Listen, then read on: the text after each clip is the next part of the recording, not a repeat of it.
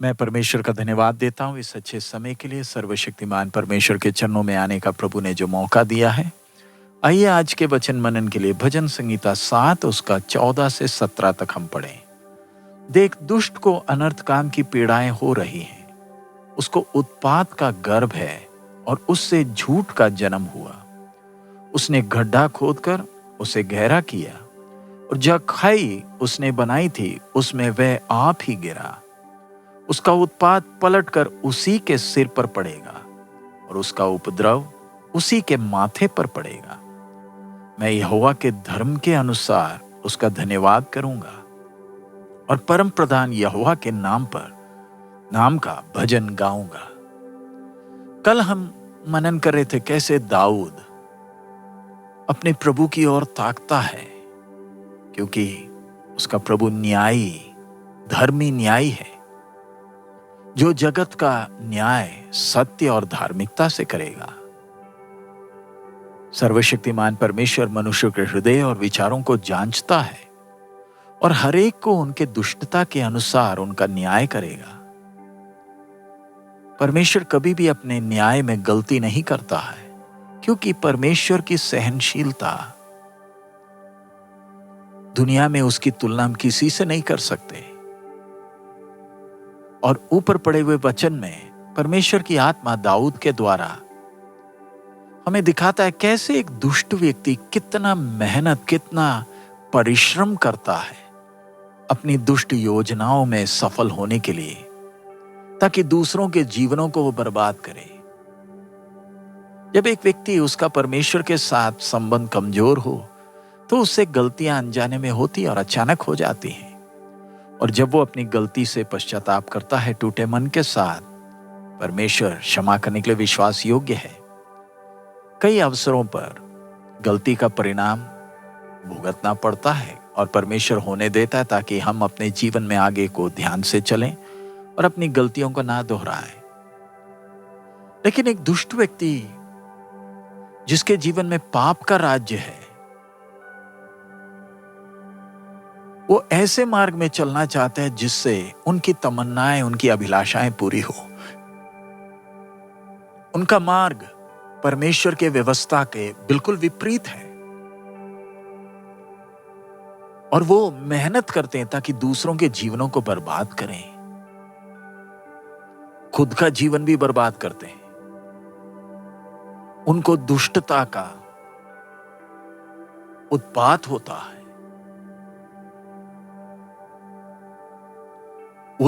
उपद्रव करने में तुले हुए हैं।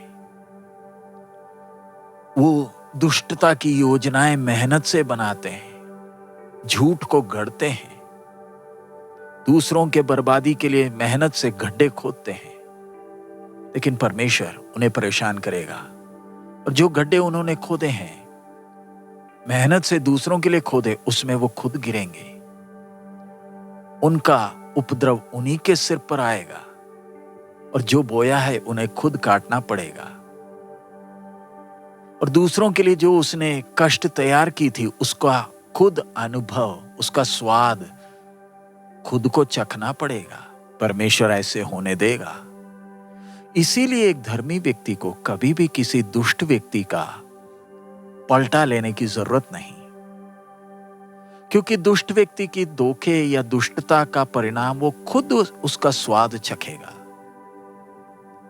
सर्वशक्तिमान परमेश्वर अपना सजा उनके ऊपर ऐलान करने के पहले ही वो खुद अपने जीवन को बर्बाद करते हैं। इसलिए दाऊद कहता है, मैं परमेश्वर का धन्यवाद करूंगा, मैं परमेश्वर की स्तुति करूंगा, उसकी धार्मिकता के अनुसार उसकी प्रशंसा करूंगा।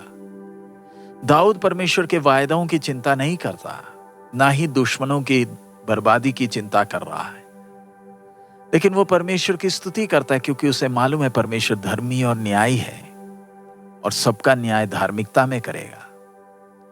जब दुश्मन मेहनत करके गड्ढे खोद रहे हैं, दाऊद प्रभु के नाम में स्तुति गा रहा है।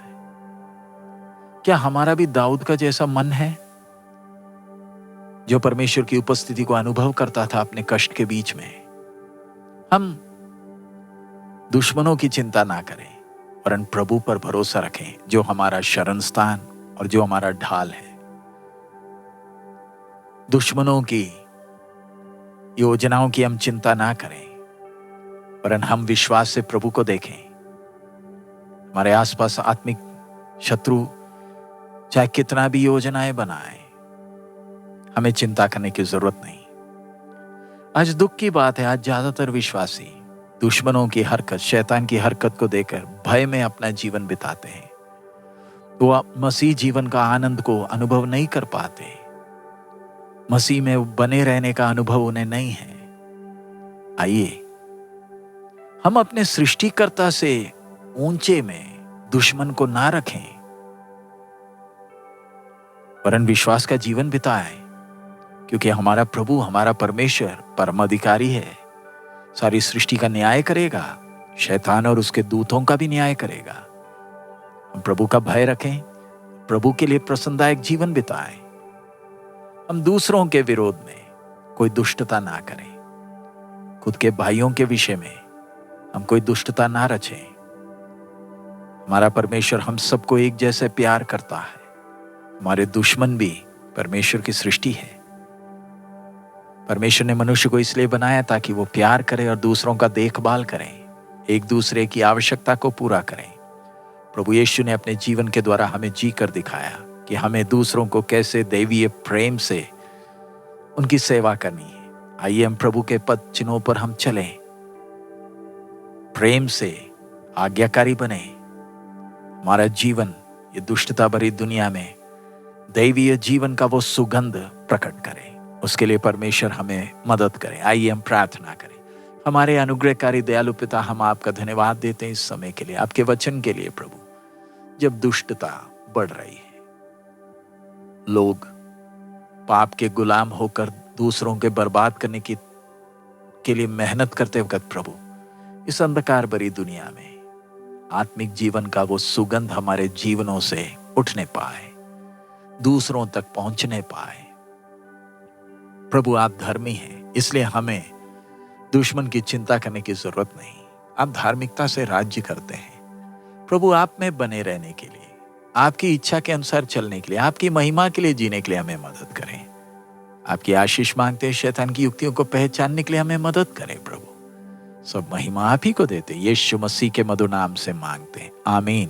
प्रभु, हम सबको बहुत आयत में आशीष दे। हमारा प्रभु अति शीघ्र आ रहा है। मारा